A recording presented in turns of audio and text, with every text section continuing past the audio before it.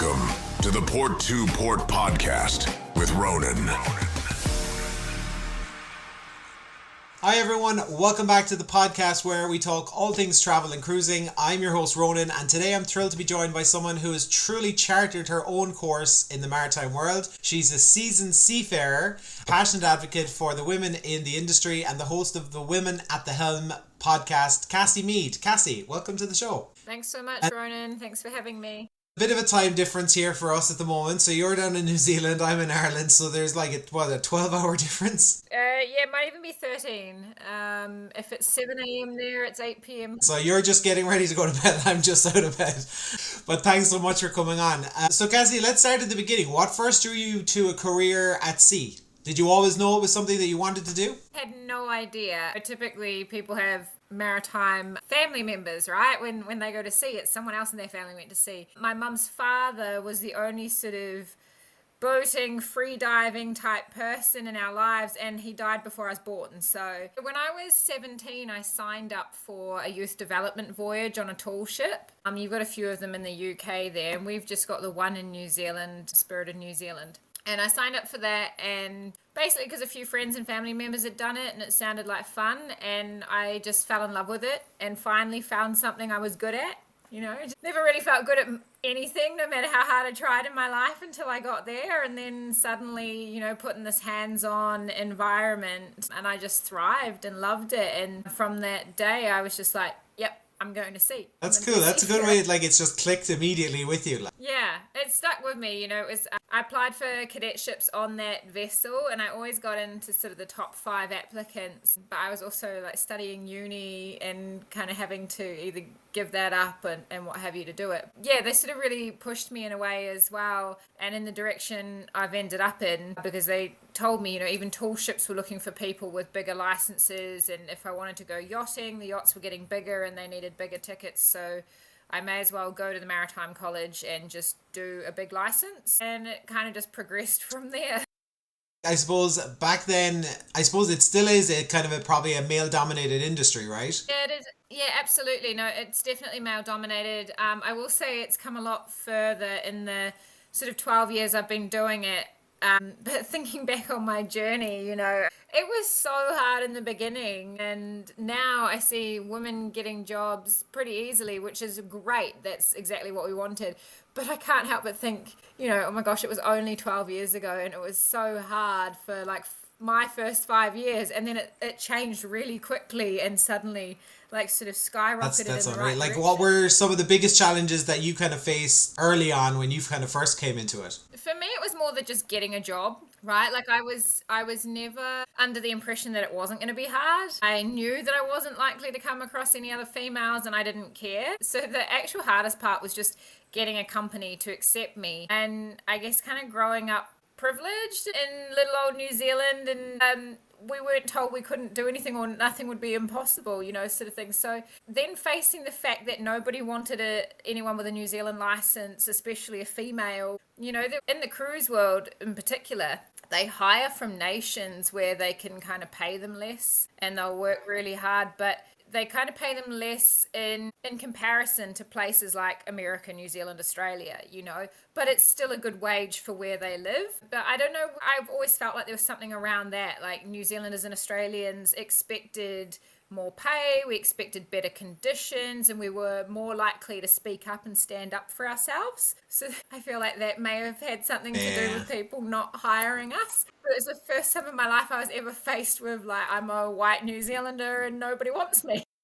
That's crazy. Like I know a lot of the cruises that like they tend to hire people like from like the Philippines and other places where they get away with paying them a lesser wage than, like, it would be the same if an Irish person or anybody else went on. They're not going to just accept like a small wage. They're going to expect a decent wage. Like. Yeah, and it is, I guess I never thought being a female would be an issue in the beginning, even though I was one of 3 in my class. When I'd started on the tall ship, the chief mate was a female, the cook was a female, the 2 cadets were females, and then progressively as I volunteered, there was a second mate that was a female, and other females just kept coming into it. And the senior master at the time was pro-female. And he's Welsh and really supportive. He was like a dad to most of us, but he never told us that we couldn't do it. He always backed us. So, and then New Zealand being such a big sailing nation, right? Girls have been sailing in sailing clubs since I was a kid, and even though I wasn't part of that, I've got friends that grew up doing it. And New Zealand has, I think, the largest marina in the Southern Hemisphere and things, in Auckland. So it's never been something we didn't see that girls could do, and because we kind of started out on the ship where it was encouraged. It was like a little bit of a shock, I suppose, in the beginning, being like, oh, why is nobody hiring me? Yeah, that's crazy. Like, I suppose you were just saying there, was that guy, would he have been your kind of mentor, or did you have a role model who helped you along the way, or like, is that something that's really important? Like, is mentorship in maritime careers something that's really important? Absolutely. Yeah, so he was a big advocate for a lot of us and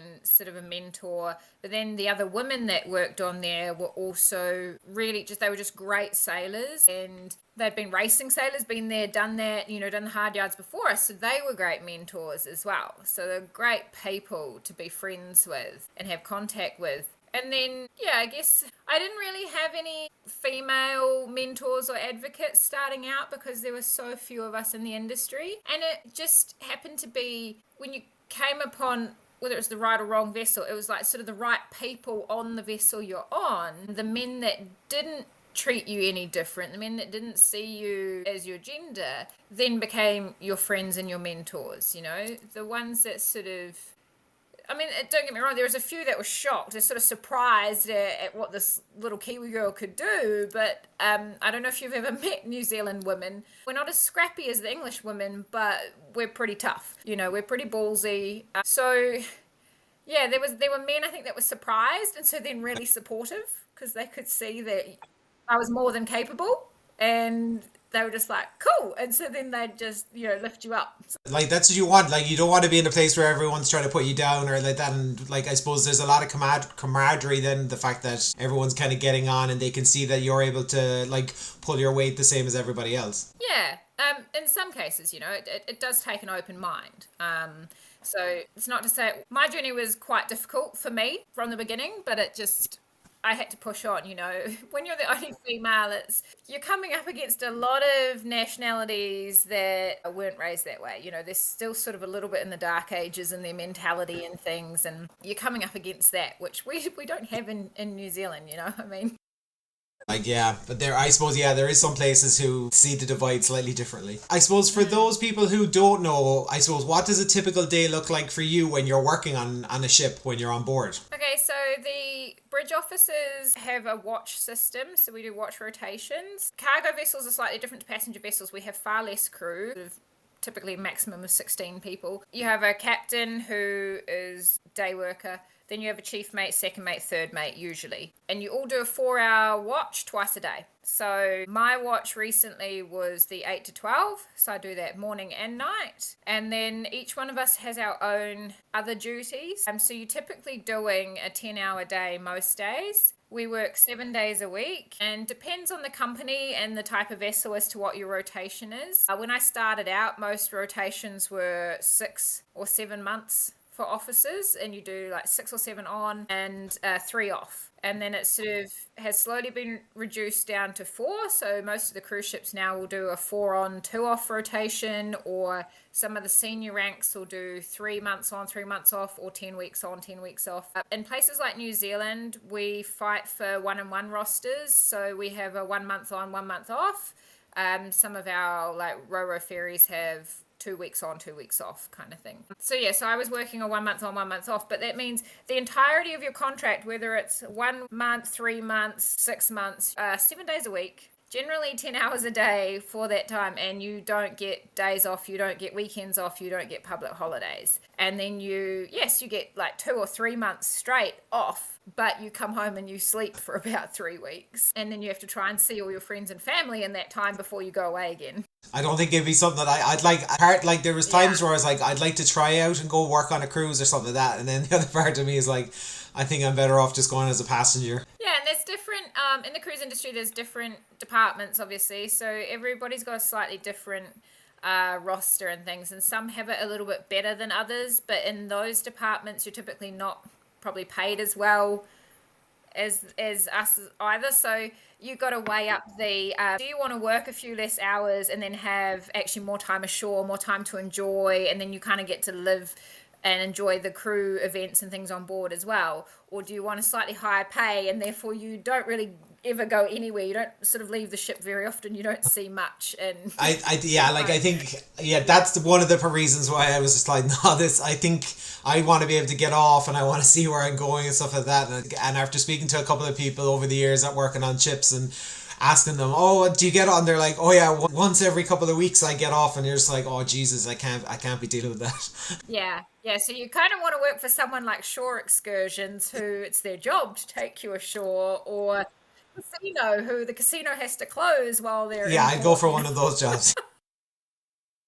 So when you were finished with the tall ships, and was it a cargo ship you went into, or did you go into cruising first, or which way did it go? So after the tall ship, I finished my university degree in architecture, and then I went to the Maritime College, studied a diploma of nautical science there, and got my unlimited officer of the watch license. And through that you have to do the theory in class, and then that's broken up into practical components as well. So you have to go and find your own sea time, and sign up with a company. And so you're kind of given 2 6-month blocks because you've got to get 12 months worth of sea time. So I wasn't so successful in finding like 2 solid 6-month blocks. I ended up on about 5 different vessels over the 12 months, which has some benefits and some downsides to it. But now I think back on it, as much as it was hard starting again all the time, like doing 2 months here, 1 month there, 4 months somewhere else, and constantly starting again and having to earn people's trust all over again. At the same time, I gained experience that other people haven't had. I worked on 2 roll-on, roll-off passenger ferries in New Zealand, and so you're dealing with dangerous goods, which is all like under, my goodness, what's the UN? So under the United Nations, right? There's classification, there's worldwide classification and symbols and everything for dangerous goods. So we had to learn all about that, and segregation of cargoes and stowage of cargoes and things like that. And then weights, the trucks weigh different amounts and things, and so it's all about balancing it out and stability. So that was good fun. I did a couple of passenger ships, 1 small, 1 large, and a cargo ship. So this bulk cement carrier that was really old. It was like 35 years old and a complete rust bucket, but great times. So yeah, I had a really varied kind of cadetship experience. And then after I graduated, I managed to get a couple of relief gigs working for the cement ship. And then I ended up in the super yacht industry on and off for 3 years. And that was just basically, that was like all I could get. I was just applying to everything, to Russian companies, Ukrainian companies, British companies, like just throwing my CV out there. And I got picked up by like, what was that like with, like, how many people would be on board when it comes to like the super yachts? Is that like a very small amount of passengers but a decent amount of crew? Yeah, so anything over 12 passengers becomes another class of regulations. So basically yachts have to kind of be 12 passengers or less in their capacity, but different sizes will have then different size crew. I think my first vessel there was only 10 or 12 of us. My second one there was like 16 of us. So yeah, and then I think one of my last ones, there was only 8 of us or something. So each yacht has different crew capacity based on the size of it. And then obviously the cabins vary on the size, but generally you can't have more than 12 people. Otherwise you become a passenger ship class vessel. So you have to comply with a whole new set of rules. And then of course there's the difference between whether you're a privately owned yacht or a charter yacht, because then that comes with its own set of rules and regulations as well. And like with those yachts, were you kind of based in New Zealand, or was it anywhere in the world kind of job? No, I was in the Mediterranean for the most part. I got flown to Barcelona for my first yacht. So aside from going to a few countries on the passenger ships and things when I was a cadet, it was like my first time traveling solo across the world without a ship. Just going to a country I don't speak the language, and then having to get through all the customs and everything out of the airport, hail a taxi driver and sort of tell them where I'm going, and I have no SIM card or anything for that country, and the captain's trying to get hold of me like, where have you been? Like, well, no, it kind of took 4 hours to get through the airport and out of customs and immigration, and then it's like a 1.5 hour taxi ride. There's a lot to it. There's a lot to it. Like, what's been the most rewarding part of your career so far? Is there any standout experiences or places that you visited that like really left an impact on you? Yeah, as much as I sort of didn't enjoy the cruise ship industry as a whole, I ended up, there were moments from working with Celebrity Cruises, especially my first ship. I joined Celebrity Edge and I did the all-women's cruise with Captain Kate. So it was the entire bridge team were women and all heads of department were women for a week. So 27 of us in total. And it was amazing. And it was kind of the first time I'd ever come into contact with other female bridge officers, and that was really cool because I then wasn't the only one, and I was a little bit nervous to begin with, but I just met really, really brilliant women who I'm still friends with now, and they're like my sisters, now, and in other nations, and I'm still in touch with a lot of them. And for me, I think that was a really important part of my journey, was realizing that I wasn't going to end up in catfights with these other women, that they were actually of a similar mind and mentality to me, and we supported each other. And it's just cool, I think, to see a whole lot of us together and we're mingling. It wasn't like we were all female all of a sudden. It was with every male colleague that's contract ended, a female would come to replace him. And so we gradually got to work with one another and know each other. And, it was finally cool to see other people like me, that look like me, that sort of sound like me, that I could learn from. I hadn't had female mentors as such until that point, It's really hard to find somebody to talk to when they can't relate to your gender-specific qualms, They can do their best to support you and listen to you, but they're not going to fully understand. So to finally have that, that's amazing, was really cool. And somebody like Captain Kate she's an amazing ship handler. She's phenomenal, and she's really good at managing people, and leading. It's not people. I know people don't like the term manager versus leader, right? But you do. When you're a leader, you still have to manage people, and she was great at that. Yeah, I don't know. That was probably the highlight of my career, I guess, was just working with other women, that you suddenly don't feel like you're the only one trying to prove a whole lot, because there's more than one of you. And you're just doing it. Because I think you had put that up on your post, didn't you? And I was talking to you about that last week when they had up the celebration of the 5 years since it had happened, and they were showing all the pictures, and like it's crazy like that doesn't happen that often. Like, it really is. Yeah, it is. And then and then interesting enough, shortly following that, there's a few of us that have kind of stepped aside lately. And we also sort of talked about that, right? That there's basically only 2% of women in the industry, and that's including all the hospitality staff, all the dancers, all the casino workers and everything on passenger ships, all the stewardesses on yachts and things. That 2% is kind of encompassing from all departments. And now the super yacht industry is ever revolving, right? So you only do a set time there unless you're a captain, and those are the ones that sort of stick in it for a long time. But you're typically in it for maybe 5 to 10 years, and then you're out. You make your money and you get out. So that's always going to have women coming and going. Then when you think of the merchant sector and so the commercial cruise ships type thing, it's a little bit scary now to see that there's a few of us, I've noticed that, and we all know each other, that have stepped aside just this year, and we're only into March, right? So that kind of makes me go, oh, suddenly our 2% is a little bit less, and there's not exactly enough women coming in just like to fill our shoes either.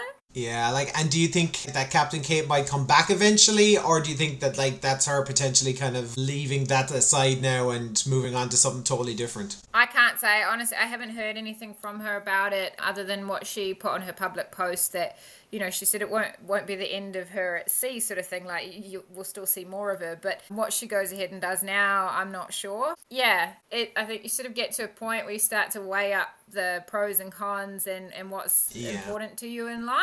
And from what I gather, that's what she'd done, and that's sort of also what I've done recently, is you start to reevaluate where you're at and what age you are, and have you kind of accomplished what you wanted to or not, or is this a never-ending battle? So everybody looks at their own situation differently, right? And you just have to weigh up what's more important to you and what adds more value to your life. I totally agree. Like, when you were on the Edge, like, was it a brand new ship at that point when you started on the Edge, or was it around for, I think it was probably fairly new at that point, was it? It was 1 year old, so I joined it just before its 1 year birthday.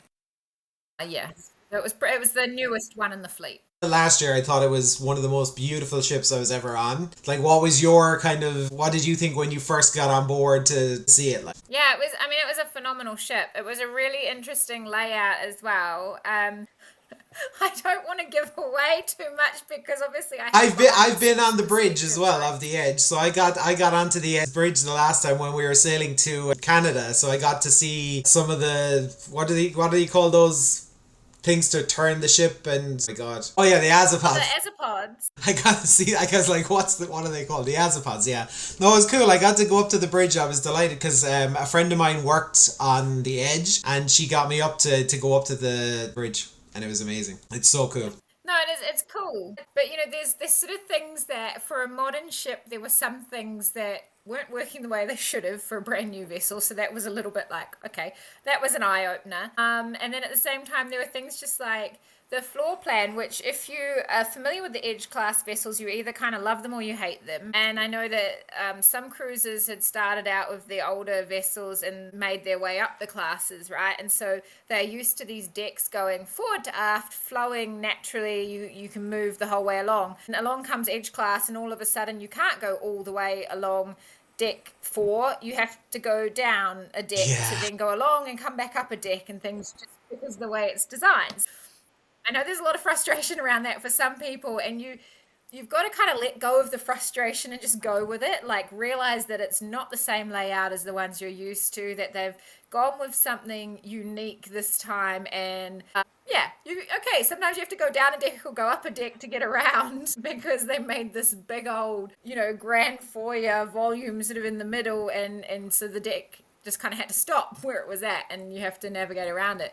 But that takes you through the ship in other ways in different areas, and so you're either like I definitely noticed that on the Edge when we were like, okay, we have to go to dinner, and you go down and you're just like, okay, that's not the restaurant, and you have to go back. You're going back down, or you're going back up to go the opposite way, to go down another stairs to go back into the restaurant. It's crazy. Yeah. So it's a really interesting design, and then they went really sort of artistic and architectural on those ones. So I love the little rooms they have where you walk through them on your way to the Eden restaurants, and each one's very different, and they're all, it's like it's mirrors or it's kind of space theme, and you're like in this whole other environment. And then Eden on its own is crazy, right? Like, but then for us, there's like quirks to it as well, like where the life jacket lockers and things are, and where there's escape hatches and things. And so there's secret doors and things that passengers don't know about. We do, but some of them, there are some spaces where you look at that locker.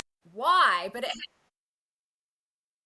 it had to fit in with the design, so some spaces are really small kind of crawl spaces because it's in this really architecturally designed area, but it needed to be like it's a muster station as well for passengers, so there's got to be a life jacket locker there, and you're going, oh my goodness, what is this? But you get used to it. It just takes a while once you figure out where everything is and how to get around the vessel. And who's ever had a magic carpet before? Edge was the first one, so Alaska on the Edge, and it was phenomenal. It was so beautiful. Like, getting to, even now, we didn't go out onto the magic carpet very often, but like when we were going up the fjord and going in to see the glacier, everyone kind of went in there a bit as well. It's like for photographs, the Edge is probably one of the most beautiful ships I've been on. Yeah, no, it's definitely unique, and they got a little bit better with each one. So it's sort of like any issues, I say in quotation marks, but sort of quirks with Edge that they were kind of like, we could do that better. It got better with Apex, and then Beyond, and then Ascent as well. So they sort of improve on it each time, and then of course Edge and Apex are the same size, and Beyond just went bigger, and Ascent is the same as that. And is the Excel, does that have a magic carpet as well, or is that slightly different again, or are they all in the same kind of? I believe it's the same. They're from the same class, but don't quote me on that 100%. I sort of haven't looked into what Excel has got and hasn't got. I know they try to better each one with something a bit different and a bit more, but I believe it's still the same class, and they've all got the magic. So I suppose Oh yeah, no, no. Being at sea for long periods of time kind of must come with its challenges. How do you manage things like work-life balance, mental health, and like staying connected with people at home? That's a really good question, and that's sort of part of the reason I've stepped aside recently is to sort of reassess all of that. Mental health is a big thing, and it's something that has been on the sidelines for far too long in the maritime industry. Mariners have always just had to be tough. It was like, suck it up. This is it. If you don't like it, go home, get another job. But there are nations like the Greeks and the Philippines where they're maritime nations, and that's a lot of their history and heritage, right? Is seafaring. So it's just kind of part of their nature to go to sea like their fathers and grandfathers and uncles and things did. But it is really got this unfortunate negative masculine mentality about it of like, okay, take a cement pill and harden up, like. Yeah, I guess you've got to be in charge of your own mental health, right? But at the same time, you are working with people from different nationalities, with different religions, different backgrounds. So it's a lot, and there can either be a whole lot of you or very few of you, and you're stuck together for a long time, and you live at work. You don't get to Yeah. go home. You don't go to work in the morning, come home at night. You don't get a break. Like you're living at work, and some people don't even realize that. They don't understand. People ask me, "Do I sleep on board?" I'm like, well, there's no little boat that comes and picks us up. So we do sleep on board. We have a cabin, we have bathrooms, we get fed. But even then, there's some people skate around the rules and things, and so some people aren't even fed appropriately on their ships, or the companies run out of money, and yet the seafarers are still on board, and it becomes this whole thing. So when you're in situations like that, it's even worse. When you're living off rice and beans, because the companies run out of money and what have you. So you're there for a long time, you're fatigued because you're generally working 10 hours a day for most people, all hours. Ships are 24-hour operation. We don't just go to anchor or park up every night. So sometimes you have arrivals at 2, 3, 4 in the morning, and people have got to be up for that. And then you've got to try to go back to bed and then get back up at 8 o'clock to start your day again, sort of thing. So you have to realize that you're working shift work for any engineer and like deck officers. Anybody that's a rating is generally day work hours. But in that case, if you're watch keeping, you're interrupting your circadian rhythms. If you're on the 8 to 12, you're very lucky.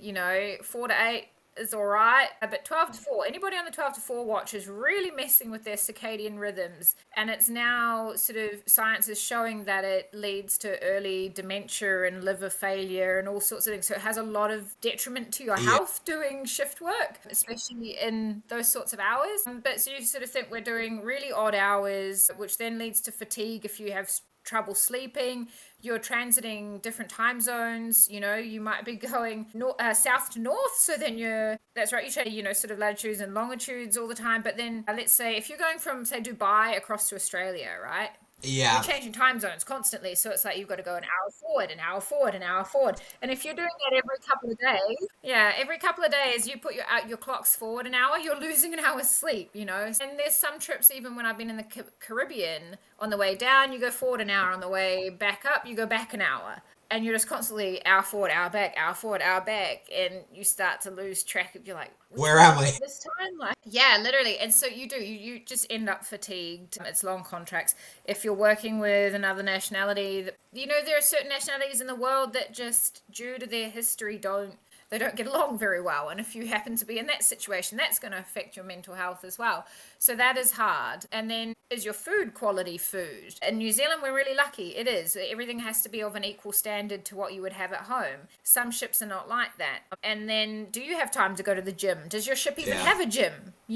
So this is all stuff that it really is quite a big issue for seafarers. And like I said, it's been on the backbone for so long. On the back burner, like, nobody's really talked about it. You're just expected to suck it up and get on with it. And they're realizing now that there are more and more sort of seafarer suicides. And yeah, just people find it a lot harder to be away from their family and friends. Yeah, like And on that note, you can't, unless you've got like an international SIM card. These days, okay, great, we've got eSIMs. Back in the day, you used to have to buy a seafarer SIM card and hope that it worked in the countries you were going to, and hope you had cell phone reception to call your families. But if you're doing a USA to New Zealand crossing, that's 14 days across the Pacific Ocean. It's it's a lot of distance, and to be able to work out the time zones Yeah. to even call home, you know. Yeah, like that's the thing as well. Like I suppose even for me when I go away, I always even I know I'm only going away for like at most 2 weeks if I go on a 2 week cruise or something like that. But it's always important for me to be able to ring home and stay in contact with home as well. Like so it's obviously 10 times harder if you're working on a ship and you're constantly at sea for, as you say, up to 14 days where you don't know if you're going to get a signal or if you're not going to be able to do it. So there is obviously like that side of it as well. Yeah, and now they've finally made, so internet wasn't like a mandatory thing, right? The MLC finally brought it into their regulations this year that internet has to be provided for seafarers. It doesn't have to Okay, be yeah. free, but it has to be available. My ship, funnily enough, only the ship, the company I just left, they only just got internet for our ship in September last year. Yeah, that's You could argue, being a New Zealand coastal ship, that most of the time you're within cell phone reception, and so everybody's got a data plan and things, but, it was kind of like, come on, we're the 21st century. in Iceland 2 years ago, and we were sailing, so like we weren't by land or anything, and I looked at my phone and I had full 4G coverage, and I was just like, what the hell is going on? I didn't, because I was looking around the ship and I was like, right, we're nowhere near land, but somehow I've got full 4G. Now, it didn't last very long, but I even was like, right, I'm going to quickly ring home and see does it work, and I was able to ring home. It was so weird. I didn't know what was going on. It must have really good line of sight for, An hour, and I was able to go on the internet, no bother, because like anytime I go away I tend to get like an eSIM or a SIM card of where I'm going, just in case. But yeah, it was bizarre. Have there been any particularly intense or dangerous situations that you faced ever at sea, like, and how did you handle them? Yeah, when I was a cadet on my first passenger ship, we almost T-boned a container ship going up the Saigon River, and that was like nobody's fault really. It was just we got hit with 4 knots of current coming the wrong way, and there was a container ship going the other way, and the pilots were Vietnamese and our captain was Italian, and the whole English barrier breakdown there, and that was pretty freaky. We could just about reach out and shake the hand of the guy on the other ship. It was that close as we sort of skated past each other. So yeah, that was my second incident as a cadet, right? My first incident as a cadet, we broke 7 of our 8 mooring lines in a really hefty storm here in Wellington, and then our ship we ended up crashing into the link span and busting that. We almost ended up on the reclamation on the rocks and things, and the storm was so bad we couldn't even get a tug alongside. So that was the first experience, and then the second experience, nearly T-boned a container ship. That was awful. People started calling me a Jonah after that. Yeah, so it's a little bit intimidating, right? And then I have had a man overboard situation as well at 3 a.m, and that was in Alaska, and awful. And did you get him? Unfortunately, we didn't recover them. Yeah, it's all stuff that we're trained to deal with, right? But again, that's something on your mentality. Again, it's like, are you able to even comprehend what's happened and compartmentalize that and cope with that too, Yeah. So yeah, I've had a few odd things that shake you up a little bit. Have you ever had like really intense, like rough seas where ships are all over the place kind of thing? Funny you say that, because that happened recently, and we were in like force 10 seas. So the weather is done on the Beaufort scale. So Mr. Beaufort, many years back, sort of set the scale for meteorology, and the sea and things is measured on the Beaufort scale. So we were at level 10. I think it goes up as high as like 14. And yeah, it was good. It was like 50 knots of wind and 10-meter seas. It was crazy. We were hove to.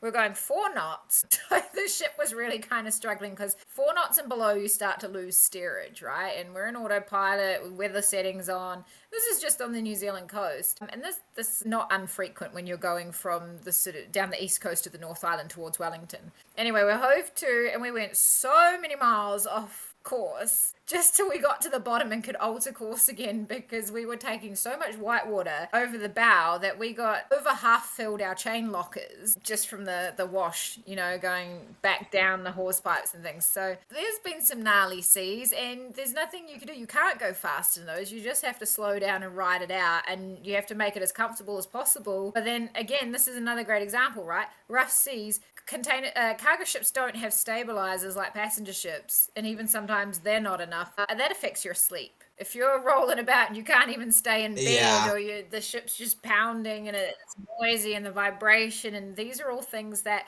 seafarers have to deal with on a regular Yeah, like when we basis. were on the edge last year, when we came out of the inside passage, the captain had told us the night before, he's like, right, we're going to come out at 5 a.m. From 5 a.m., once we leave that passage to go down into Victoria, he said it's going to be awful weather. There was really strong winds coming in. And to be fair, like bang on 5 a.m., we were all just like rocking because it was insane. Like I've only ever kind of experienced really like maybe 2 cruises where the seas are bad, but like I've never been seasick or anything like that. I've been food poisoned and I've ended up in the medical center for food poisoning, but I've never been seasick. But it was the same in the Caribbean, going from Jamaica, I think, to Grand Cayman, or Grand Cayman to Jamaica, one or the other. It was really intensely bad for like a good couple of hours as well. I know exactly what you're talking about with that inside passage, because the Edge did the same itinerary that I did when I was on Solstice. So I'd done that itinerary like 2 years prior. So I know what you're talking about when you come out of there and suddenly you're out of the shelter and woo. I remember he had said it was going to be at 5 a.m. and I remember I remember waking up and I was like, oh God, he was bang on time. It's 5 a.m. and it started. And I went to the back of the ship when, like, after I had breakfast, I went down to the back of the ship just to, like, inside. So I was in Eden and I was walking around Eden, and like the egg basket things that are hanging off the ceiling. I just sat in that for a while. And I literally was thrown around like that. And I was like, this is great. And I just recorded a load of videos as I was like being blown around the place. It was brilliant though. It was so much fun. Oh, yeah, no, it happens. I got a video recently of just my coveralls, right, in my cabin hanging on the hooks, on the coat hooks, and they're just like levitating. And then I called my mum and dad. I'm like, hey, look at this, the sea. And I think it was that same rough sea. I'm like sitting on my floor. I can't sleep. I'm not going to bed. There's no sleeping. And look, my clothes are levitating. Okay, so let's talk about your podcast, because you've got your own podcast as well. So you've got Women at the Helm. What inspired you to start it, and what's your main goal with the show? So it's basically a podcast for women, about women and our experiences, right? I've set it up so that if anyone is looking for a mentor as well, if they hear a story that they resonate with, they can contact me and I can try and put them in touch with each other so that they have mentors or advocates, because there's so few of us. Not all of us have a female mentor, and it can be really helpful. It can make a difference to your situation. So there's that. I just wanted us to be able to have a voice. It's basically designed around the idea of share your truth. And unfortunately, there are actually a lot of women who are kind of scared of doing that. And it's not supposed to be how we talk about how terrible, men are or anything like that, how poorly we were treated. Some people have those stories, and I love when I get a woman on the show who's only had good experiences. That's great. That shows that the times are changing, and I love that. But not all of us have. And then there are some that are scared that if they share their story, it's going to mean women are going to be less likely to join the industry. They're going to hear it and go, well, crap, if that's the kind of world I'm in, I don't want to be in it. But my hope is that that doesn't happen. My hope is that they will hear that story and be like, okay, I need to be wiser about my situation. I need to arm myself intelligently, or they can go, oh yeah, hey, that happened to me. Like, shoot, and hear how someone else dealt with it, So that was it.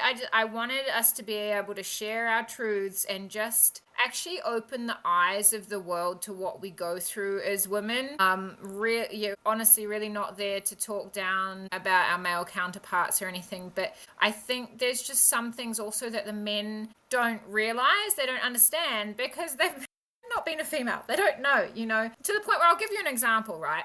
Just before I left on my last contract, I'd put my laundry on down in the laundry room, and then I hang around. It takes like 1 hour to do a wash cycle, 1 hour to do a dry cycle, and I've got my clean clothing and uniform and my overalls to do, and it's a matter of whether there's a machine free at the time or not, right? And so I set a timer and I stay awake. So there's kind of like once every 10 days, there's just a day where I don't get an afternoon nap because I'm doing my laundry. The bridge to have a chat to the chief mate and the captain, and he goes, what are you doing awake? And I said, well, my laundry's on, so I'm just going to come up here and have a cup of tea and hang out. And he goes, do you wait around for your laundry? I'm like, yeah. And he goes, oh, I just chuck it on and then come back to it later. And usually somebody's, put it on for me. And so I said to him, well, have you ever had to worry about somebody sniffing your underwear or handling your underwear? And he just stopped and he went, no. And I said, yeah, so you don't have to consider who might be a creepy undie thief or an undie sniffer. And I'm like, sorry to be really like bold about this, but that is the sort of considerations we have to make. And he goes, yeah, okay, fair enough. And he just really was kind of taken aback, like, oh my gosh. And this guy's really supportive, lifts women up as well. But it is things like this where they don't even realize they've never had to consider that, right? That's the sort of thing I'm talking about. There are just things from a woman's perspective that the men will never understand because it's never been that way or going to be that way for them. And that's sort of what my podcast is about, right? It's just bringing awareness to the sorts of situations we face, the sort of things we have to consider in terms of like, what clothing do we have to wear? Can we wear makeup or not? Do we have to stay awake for our laundry? And it's different to cruise ships. On cruise ships, you typically hang around. Most people do. I didn't bother, but a lot of people do, just because theft is a big thing. When I did my laundry on Princess cruises, I was like, I'm not leaving till it's done, because you just don't know what's going to, because it's so easy. Like, it's different to the washing machines we have over here, like where you put them in your washing machine, it's locked, so you can't open it until the cycle's over. Or fair enough, someone could try and switch it off, but like the laundry ones on the Princess ships, you just literally open the lid and you just take stuff out. So I was just like, I'm not going to leave the room until this is done. I'm not trustworthy of anybody. Like, you just don't know what's going to happen. Yeah, exactly. Yeah, so that's the aim of my podcast, is to just bring awareness to the sorts of situations we have to deal with, the things we go through that other people just don't consider. Or what do you think needs to change in the industry to kind of make it more inclusive for women? That's interesting, because I could go into some topics that people like or feel uncomfortable listening to, but things as simple as sanitary bins in bathrooms. I'm not kidding, especially staff bathrooms, or even the fact that there's some cruise ships I've worked on where the women's toilet was just not maintained at all, and there was never toilet paper in there, or like the hand towels hadn't been replaced, the bathroom hadn't even been cleaned. They did the men's ones, they never bothered with the women's ones, and that was really like, what is going on in this place? This is next to the mess room, why is it like this? I don't know, what else? I mean, there's just some people, we always talk about the older generation, right? There's just some of the older generation that are still around, that are still trying to have their influence on things. And everyone keeps saying, oh, once they're gone, it'll be better. Once they're gone, it'll be better. And it's probably not wrong. Some of them have had their minds changed, and that's great. But others have never got on board with it. And it's always just been, women are bad luck. Women shouldn't be at sea. They shouldn't be doing this. For whatever reason, and it's really kind of ancient mentality. And so it sort of is a bit like, when those people are gone, it'll be great. Yeah, it can be just little things. Having workwear that fit women, uniforms that, even on the passenger ships, right? I remember with Celebrity Cruises, the women's pants were quite awfully designed, and they had quite a low sort of waistband on them. The pockets were tiny, like ridiculously tiny. You could barely get your hands in them. So most of us got the men's pants. But then you'd have to have them tailored ridiculously to make them look good, but they had bigger pockets and things in them. So, it's just, as far as uniforms and things go, even on the cargo ships, right? There's no women's uniform. It's all classed unisex. I personally don't typically have a problem with that, I'm like, unisex uniform, okay, whatever. You can buy unisex t-shirts. Who cares? Yeah, it's generally a man's t-shirt and it's labeled unisex, but whatever. I have such a big issue with it, but it does matter in some things, like the high-vis workwear and overalls and things like that, and boots, even just trying to find steel-toe boots that fit women. Life would be a whole lot easier if they just made stuff that sort of fit our sizes and shapes. There's like, that is obviously massive things that they need to kind of work on to make sure they're getting, like, there's still obviously a lot to do in order to kind of make sure that everyone's kind of happy in what their job is as well. Yeah, and it's getting better. Believe me, it's getting better. There's a few companies in New Zealand that are women workwear, and a couple in Aussie and things, typical people like us. Our countries go first, like, we've got so many tradie ladies. It's like, right, well, let's design some workwear for them and make some footwear for them. So if that's what needs to be done, that people are going to make it happen, like, and that's what's good about it. Yeah.